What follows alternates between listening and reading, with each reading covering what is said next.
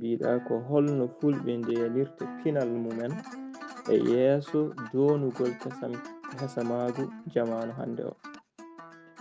Sen garti e tontade ɗum alaa sago ganden ni holko woni pinal e hol pinal ngal fulɓe jogi. Joni noon pinal noon seka ko helmere finde, ko seka helmere finde noon firti ko neɗɗo o ɗanaki.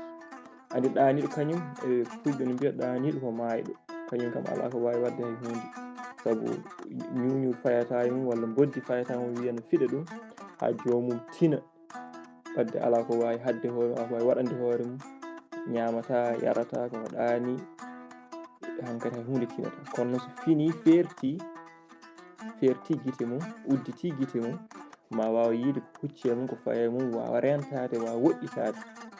Wadde sen garti noon e helmere pinal ko addata ɗum ene heewi. Tato noon ko yimɓe e nder leñol miijo hunde taw ɗum ɗo ko hunde wallore walla ko hunde fewnore rendo, ɓe nangto e ɗum ɗon ɓe ɓamtira ɗum rendo mabɓe. Joni noon sen garti pinal fulɓe noon, fulɓe ne keewi pinal, guila mawɓe men hanki ha e foof ene jogui piine kewɗe.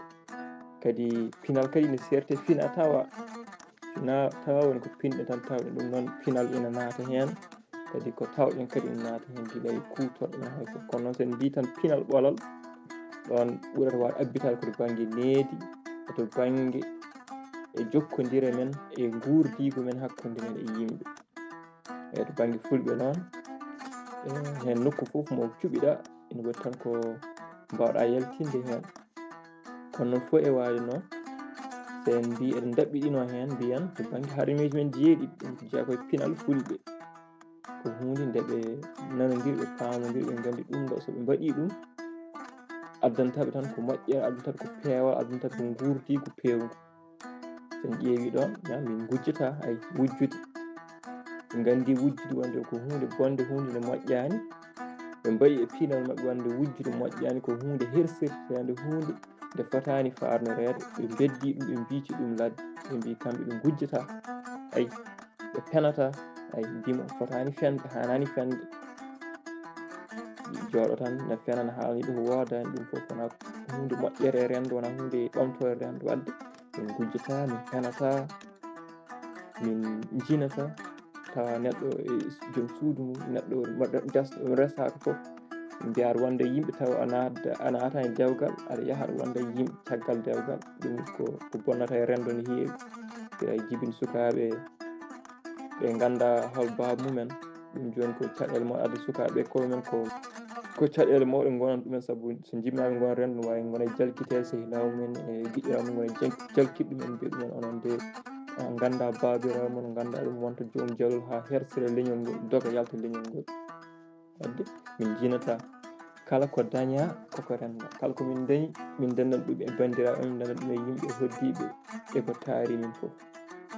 Joni noon ɗon kadi sen naati on banggue to banggue karayssiragal ma taw toon moƴƴere hewde guila e maslahaji hakkude men ha e jomum tawi an nden rendoji ɗi no mbano saaha somin namdo mawɓe men sa kalanami no ɗum gurduno hanki, mbiya wonde aɗa tawa yimɓe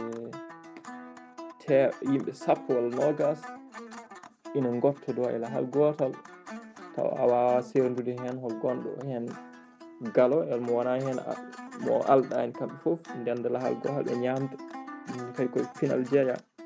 To banggue kadi denɗiragal ɗum koye pinal jeeya, sosde denɗiragal ha wawa ittude caɗele, ittude haareji hakkude moon, wona beldal hakkude moon, fijirde e jaleɗe tan wona hakkude moon. Kala nde mbiɗa oɗon kaɓa goto ne wiina laworo goɗɗo o, gardon ɗum to banggue denɗiragal ha woppa ko lawino ko, ha woppa ko wi noon haaɗe ko.